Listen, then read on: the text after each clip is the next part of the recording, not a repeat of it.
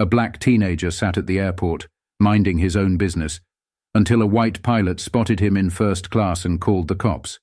Officers surrounded him. People stared. Whispers spread. The boy sat frozen, humiliated, powerless. But then, his mother walked in. The room fell silent, and when the pilot realized who she was, his face turned pale, because his worst nightmare had just arrived.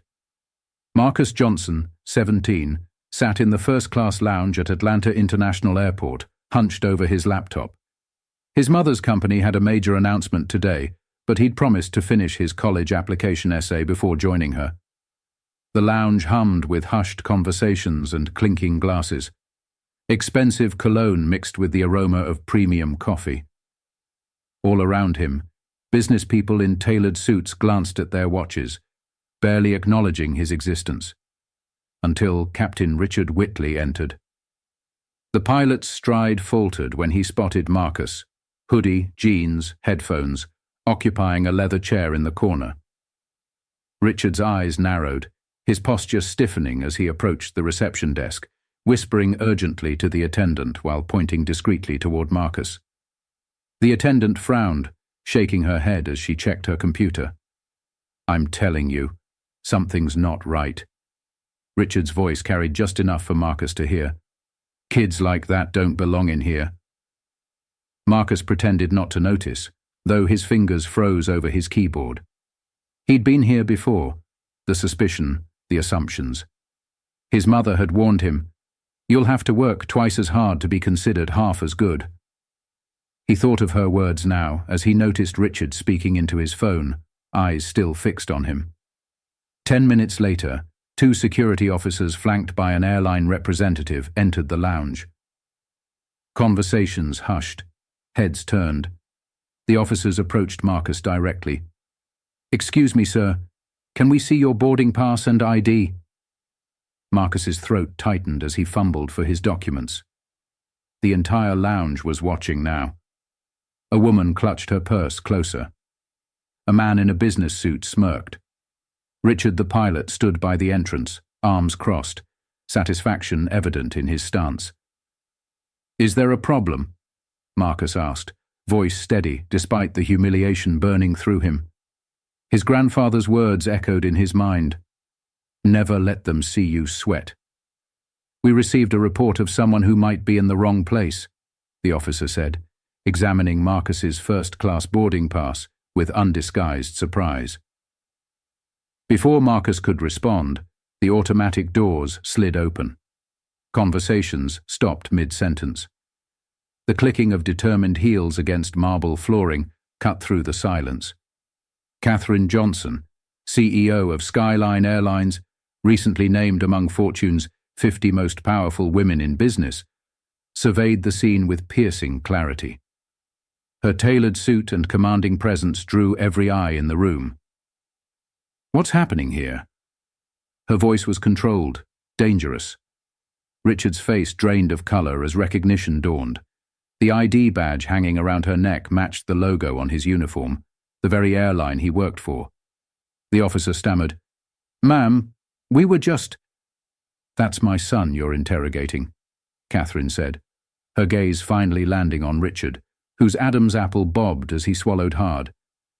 "And you must be Captain Whitley. I believe we have some matters to discuss." The security officers retreated hastily, mumbling apologies. The airline representative looked like she wanted to disappear, but Richard remained frozen, caught between protocol and panic. "Mom, it's fine," Marcus said quietly, though it wasn't. His heart still hammered against his ribs, the familiar cocktail of anger and resignation coursing through him. Katharine's eyes softened briefly, looking at her son before hardening again as she turned to Richard. "My office. Now." As they walked through the terminal, Marcus felt the weight of stares, some sympathetic, others resentful, most simply curious about the unfolding drama. His shoulders hunched involuntarily. Being Katharine Johnson's son had always been complicated. Today, it felt impossible. In his mother's airport office, the tension was palpable.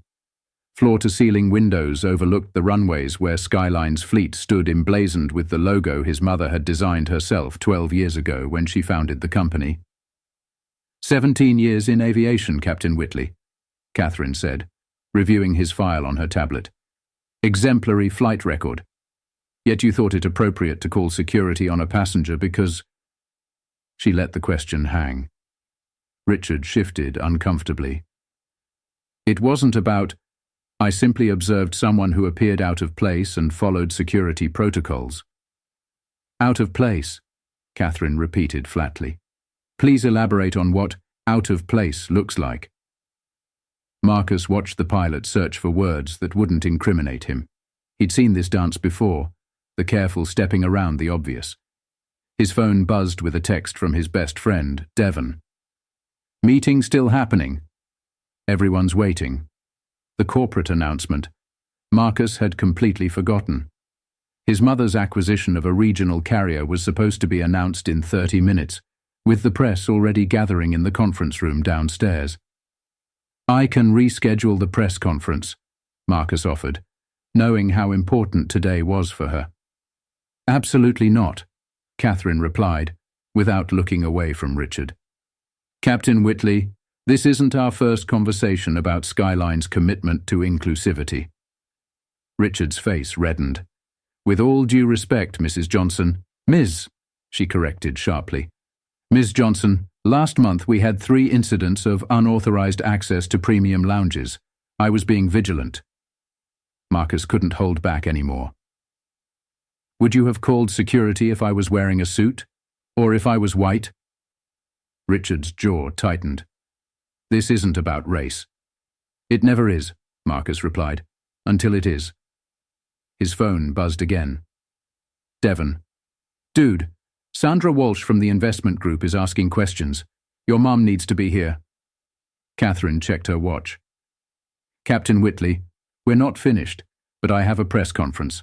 Marcus, you're coming with me. As they headed toward the elevator, Richard called after them. You can't possibly understand the pressure we're under for security. Katharine stopped. My son has been detained at 4 different airports this year alone, Captain. He's been asked to move from first class twice. He's been followed by store security more times than he can count. Don't talk to me about what I don't understand. In the elevator, Marcus's composure finally cracked. You didn't have to do that. Yes, I did, Katharine said, straightening his hoodie. But you know this isn't over. He'll claim it wasn't racial profiling. HR will get involved. The pilots' union will make noise, and the press, if they get wind of this. Marcus suddenly understood her concern. His mother had worked relentlessly to build Skyline, fighting industry skepticism about a black woman-owned airline. Today's acquisition would cement her position in an industry still dominated by white men. A public scandal could jeopardize everything. I'm sorry, he said. I should have worn something else. I should have... Stop, Katharine's voice was firm. Never apologize for existing in spaces you have every right to occupy. The elevator doors opened to reveal Devon waiting anxiously. There you are, Sandra's asking about diversity initiatives in the merger. The timing is almost too perfect. What do you mean? Katharine asked. Devon looked uncomfortable. Someone posted about what happened upstairs. It's already trending. Number flying while black. Marcus felt his stomach drop as he pulled out his phone and saw the blurry photo of him surrounded by security in the first-class lounge, already being shared thousands of times.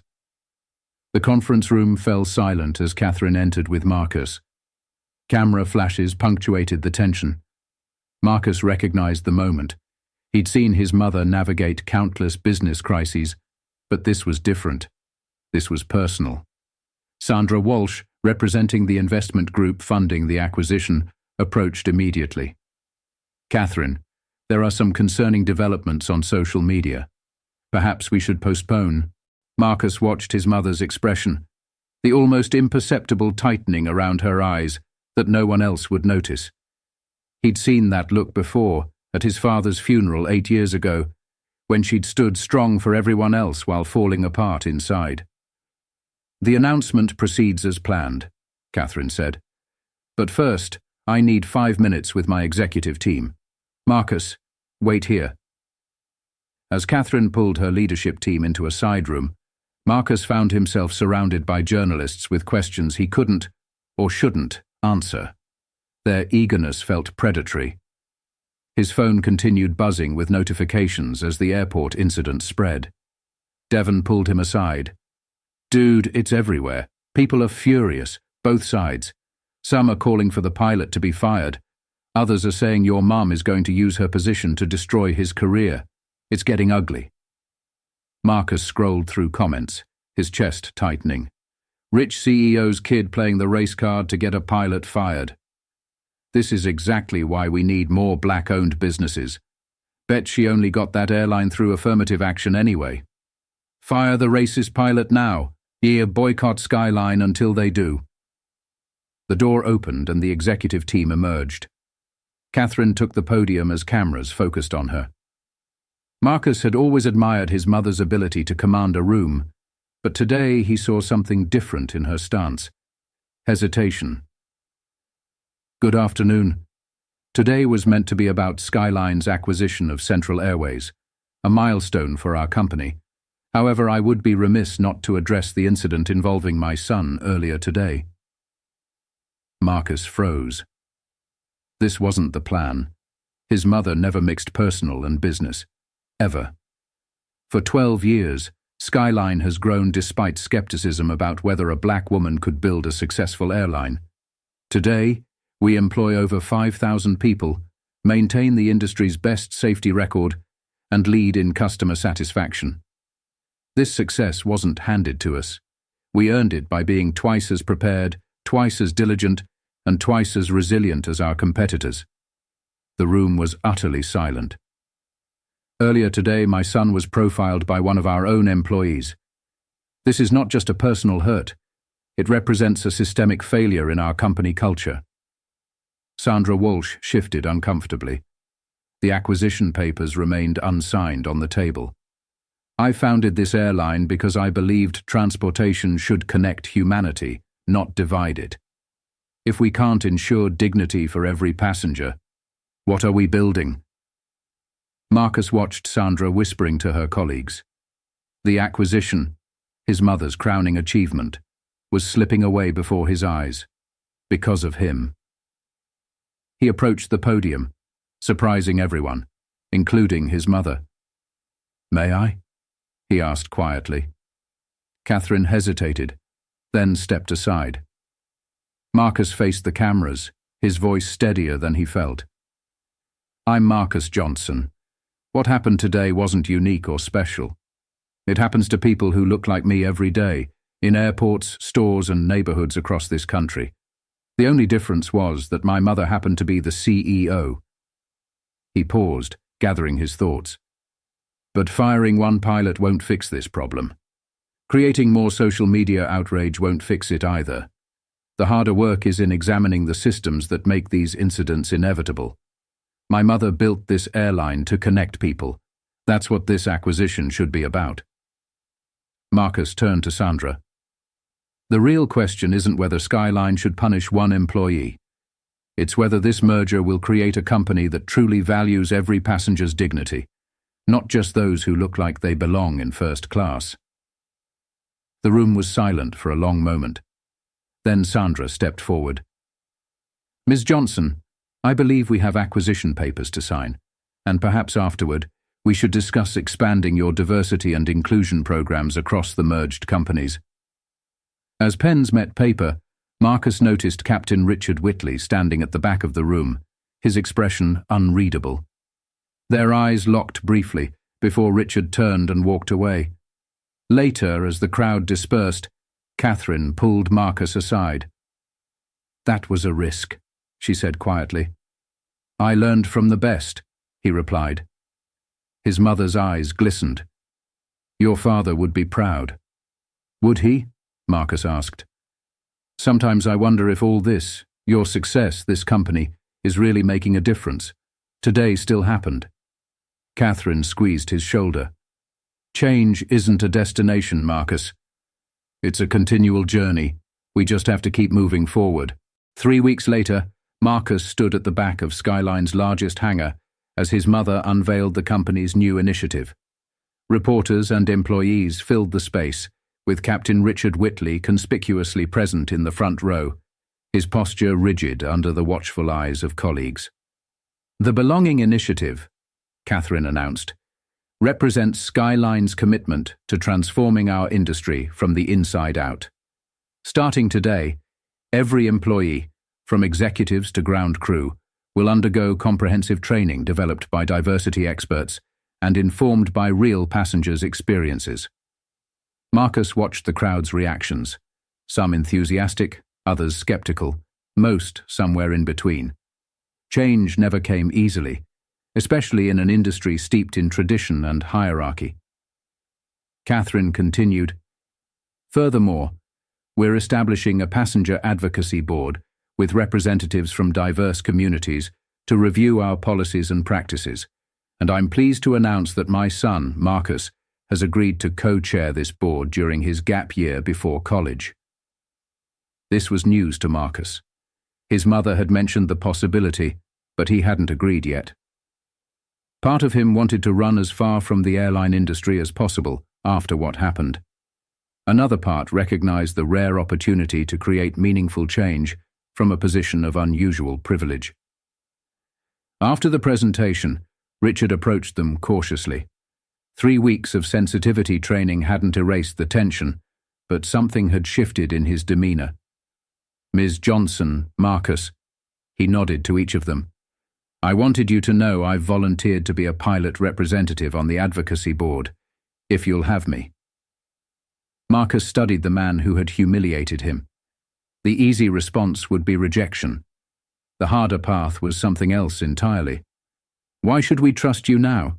Marcus asked directly. Richard didn't flinch. "You shouldn't, automatically.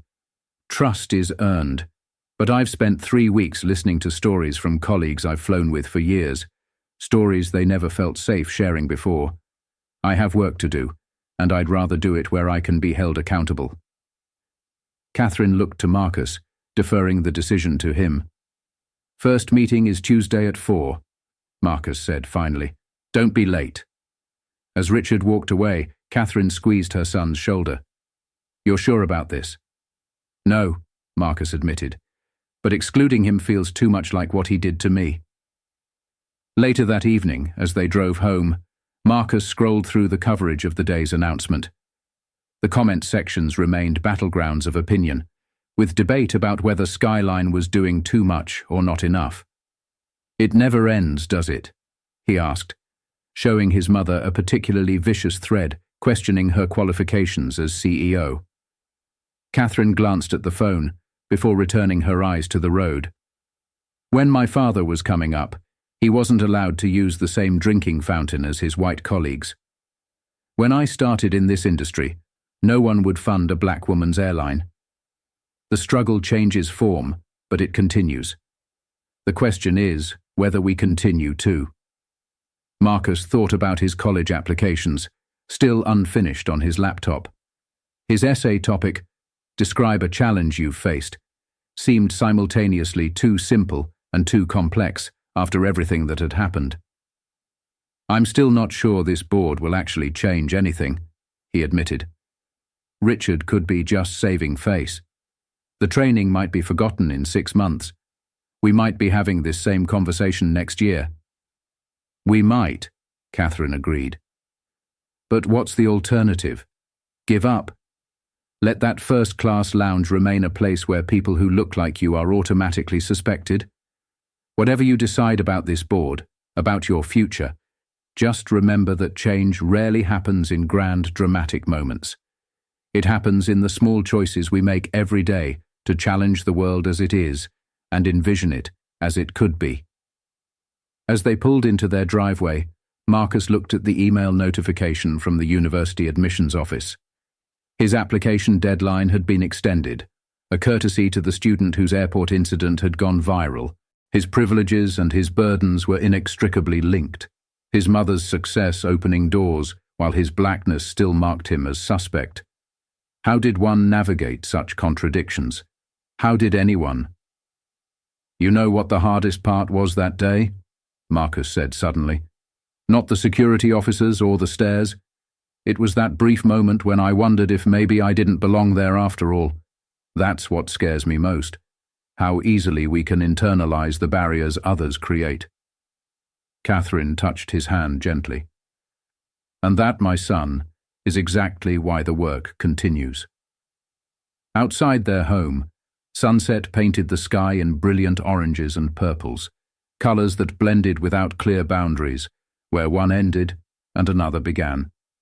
Marcus thought about his mother's words, about Richard's uncertain redemption, about his own role in whatever came next. The struggle changes form, but it continues. The question is whether we continue too.